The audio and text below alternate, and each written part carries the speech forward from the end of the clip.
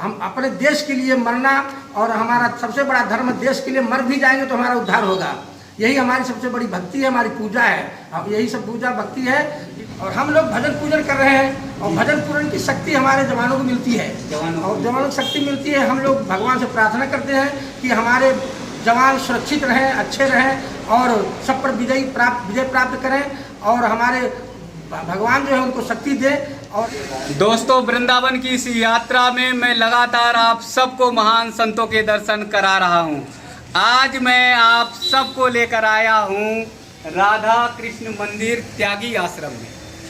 परिक्रमा मार्ग पर ये आश्रम है। यहाँ आश्रम में आप महान संतों के तो दर्शन करेंगे, उससे पहले मैं आप सबको दर्शन कराऊंगा राधा रानी के, ठाकुर जी के, जिनका भव्य दर्शन, जिनका मनमोहक दर्शन करके आप लोग अभिभूत हो जाएंगे। तो आप सब दर्शन करिए, मनमोहक दर्शन ठाकुर जी के, राधा रानी के, प्यारा दर्शन, मनमोहक अद्भुत दर्शन है। तो परिक्रमा मार्ग पर श्याम कुटी के पास राधा कृष्ण का मंदिर है, त्यागी आश्रम के रूप में जाना जाता है। आप सभी आइएगा तो महान संतों के दर्शन आप सबको यहाँ मिलेंगे। तो अब आप सबको मैं दिखा रहा हूँ महान संतों के दर्शन, जिन्होंने अपना जीवन लोक कल्याण के लिए, हम सभी के कल्याण के लिए समर्पित कर दिया। आप यहाँ पर देख सकते हैं कि महान संत हैं, जटाधारी संत हैं, जिनका त्याग जो है, समर्पण जो है, हम सब के कल्याण के लिए है, लोक कल्याण के लिए।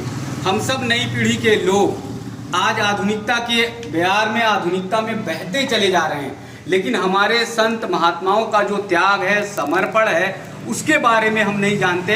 उसके बारे में जानने की ज़रूरत है, और इसीलिए संतों की श्रृंखला में, संतों की इस यात्रा में मैं लगातार आप सबको महान संतों के दर्शन करा रहा हूँ। मैं महाराज जी से निवेदन करूँगा अपने महान संतों से कि हमारे श्रद्धालुओं को, हमारे भक्तजनों को आशीर्वाद दें, और ये आशीर्वाद अनंत अनुभूति को प्रदान करेगा, ये आशीर्वाद आनंद को प्रदान करेगा, और यही आशीर्वाद हम सबको सदमार्ग पर लेकर जाएगा, सही मार्ग पर लेकर जाएगा।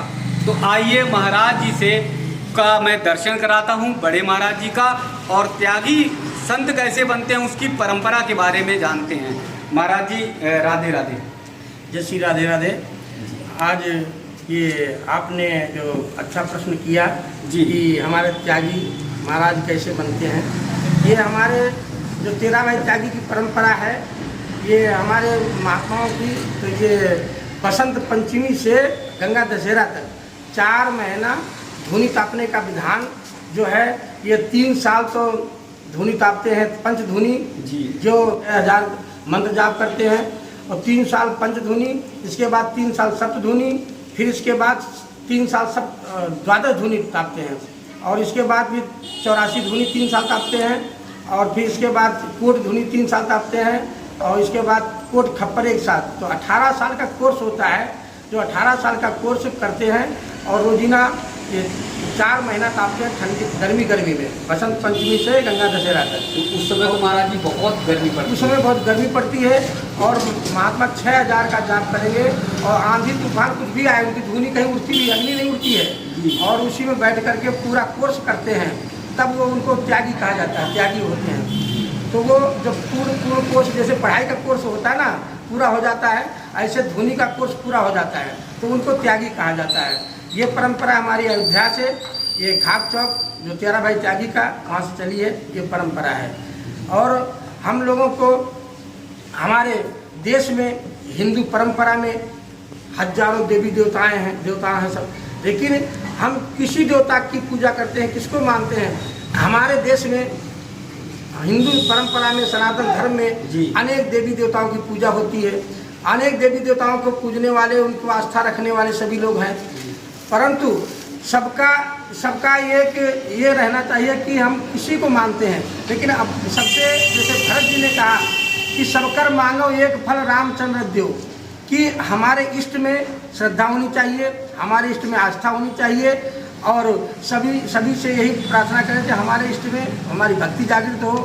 बाकी विरोध किसी को नहीं करना चाहिए, हमारे ही सब देवी देवता हैं, हमारे ही इष्ट के ही स्वरूप सभी हैं, और सभी को हम, सभी का नमन है, सभी को प्रणाम करते हैं। जिस तरह से गोस्वामी तुलसीदास जी महाराज राम सीताराम जी के उपासक और वृंदावन धाम में आए, जब ये ज्ञान गुदड़ी जो क्षेत्र है यहाँ पर आकर के कुछ लोगों ने कहा कि आप तो इष्ट देव आपके सीताराम जी, आप तो राधा कृष्ण भगवान को प्रणाम करते हैं। बोले राधा कृष्ण कोई अलग नहीं, हमारे ही इष्ट हैं। तो गोस्वामी तुलसीदास जी ने थोड़ा सा कहा है प्रभु इनकी लोग इच्छा है तो आप ऐसा दर्शाव थोड़ा करिए कि आप हमको राम जी के रूप में ही दर्शन दीजिए। तो गोस्वामी तुलसीदास जी ने कहा कि तुलसी मस्तक नवत है धनुष बाण लो हाथ, हे प्रभु तुलसी प्रणाम कर रहा, धनुष बाण ले लीजिए। तो कित मुरली कित चंद्रिका कित गोपियन के साथ अपने जन के कारण श्री कृष्ण भय रघुनाथ, वहीं भगवान कृष्ण ने सब गोपिकाओं को अलग करके धनुष बाण लेकर के गोस्वामी तुलसीदास जी को राम जी के रूप में दर्शन दिया। तो इससे प्रत्यक्ष होता है सब देवी देवता सारे जितने हमारे हैं सब एक ही हैं, एक ही हैं, रूप अलग अलग हैं। इसलिए हमारे सनातन धर्म में हिंदुओं को चाहिए कि किसी देवी देवता का विरोध ना करें और सबको एक ही माने, यही माने कि हमारे इष्ट हैं। अपने इष्ट को ही प्रणाम कर रहा हूँ, सब अपने इष्ट को ही प्रणाम कर रहा हूँ, इसमें कोई भेदभाव नहीं है, ना कोई जात भेद करना चाहिए। हिंदू पहले हम सब हिंदू हैं, ये तो अपने एक व्यवस्था है कि अपनी जाति या बना लिए, लेकिन हिंदू को सब एक रहना चाहिए, एक संगठन में रहना चाहिए। जहाँ संगठन एक रहेगा तहाँ किसी की शक्ति नहीं उनको परास्त कर सके। कि कहते हैं ना 7-5 की लाठी एक का बोझ, जब लाठी एक एक रहेगी अलग हो जाएगी, उनको इकट्ठा कर दिया जाए तो उसको बहुत ताकत बन जाती है। ऐसे हिंदू को एक रहना चाहिए और एक साथ मिलकर के सब कार्य करना चाहिए। बाहर के लिए हम सब एक है, हमारा देश एक है, हम भारतवासी हैं, भारत में रहते हैं, इसलिए हम अपने देश के लिए मरना और हमारा सबसे बड़ा धर्म देश के लिए मर भी जाएंगे तो हमारा उद्धार होगा। यही हमारी सबसे बड़ी भक्ति है, हमारी पूजा है, यही सब पूजा भक्ति है। इसलिए महाराज जी जैसे देश के लिए मर मिटने के लिए देश की सीमा पर डटे हुए जवान हैं, आप लोगों का काम साधना त्याग समर्पण है, तो आप देश के लिए मर मिटने के लिए क्यों कह रहे हैं? और हम लोग भजन पूजन कर रहे हैं और भजन पूजन की शक्ति हमारे जवानों को मिलती है और जवानों को शक्ति मिलती है। हम लोग भगवान से प्रार्थना करते हैं कि हमारे जवान सुरक्षित रहें, अच्छे रहें और सब पर विजय प्राप्त करें और हमारे भगवान जो है उनको शक्ति दे और हमारे देश के लिए जो लड़ रहे हैं वो भगवान उनको शक्ति देंगे और वो हमेशा विजय होते ही रहेंगे, उनको हताशा नहीं होगी और उनको जो है अपने देश के लिए जो वो कर रहे हैं अच्छा कर रहे हैं और भगवान उनको सहयोग करता रहेगा। भगवान हम यही भगवान से प्रार्थना करते हैं। तमाम आसुरिक शक्तियाँ जो है देश को कमजोर करने में लगी हैं, तो देश कैसे मजबूत होगा?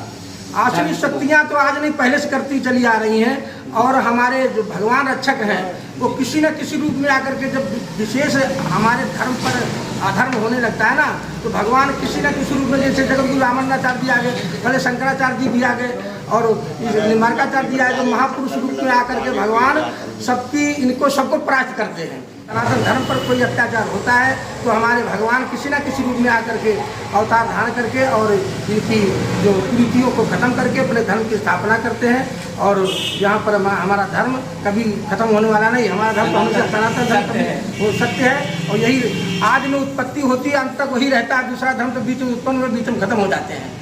तो दोस्तों महाराज जी ने जो है देश की भी बातें बताई, भक्ति की बातें तो बताई, लेकिन महाराज जी ने देश की भी बातें बताया कि सनातन धर्म जो है सत्य है, वो कभी खत्म नहीं होगा। तमाम धर्म जो है रास्ते में आते गए निकलते गए, लेकिन सनातन धर्म जो है आदि काल से अनंत काल से चला आ रहा है। हमारे संत महात्मा जो त्याग और समर्पण से साधना करते हैं, भक्ति करते हैं, उसकी इतनी बड़ी शक्ति, इतनी बड़ी ताकत होती है जो देश को मजबूत करने का काम करती है। ऐसे ही महान संतों के दर्शन मैं लगातार आप सबको कराऊंगा। आज बहुत प्रसन्नता हो रही है कि मैंने आप सबको त्यागी संतों के दर्शन कराए, महान संतों के दर्शन कराए। एक बार फिर जटाधारी महाराज जी के दर्शन करिए, जिन्होंने 18 साल तक लगातार कठोर साधना की है, यानी धुनी रमाई है। 18 साल में एक छोटा सा बच्चा वोटर बन जाता है, यानी वोटिंग का उसको अधिकार मिल जाता है और उस 18 साल की लंबी साधना की है। और इतनी कठोर साधना होती है त्यागी संतों की कि आप सब अगर कभी उसके बाहर उनको देखेंगे तो आपकी भी आंखें भर आएंगी। भीषण गर्मी में महाराज जी धुनी रमा कर कठोर साधना करते हैं। तो वृंदावन की पावन धरती पर ऐसे संतों का सानिध्य और आशीर्वाद आप सबको लगातार मिले।